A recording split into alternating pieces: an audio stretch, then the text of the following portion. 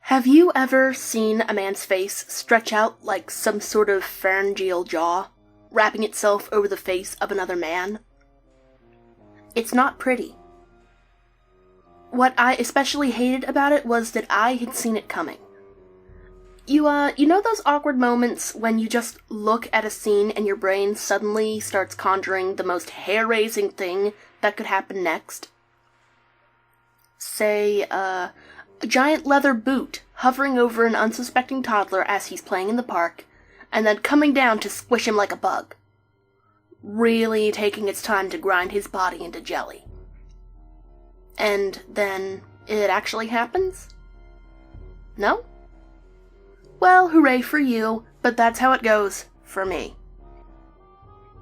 For the longest time, I had honestly believed the scorpion-tailed cats, at least I prefer to think of them as cats, were the worst.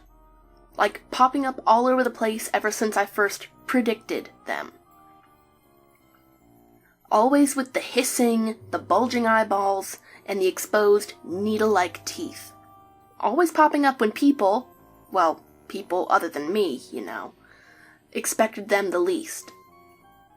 But, Snapping Face Guy? He really takes the cake. I mean, the cats have killed a lot more folks, but something about it just felt really, really wrong. We were just standing there in that office discussing a fairly boring standard business deal with that white guy, and then suddenly this thought creeps up into my head. Like, fuck! What if... Well, forget what if. It happens right then and there. 1 second he's talking and gesturing around like a normal guy in a suit, then BAM! Or, I don't know how to describe the sound exactly.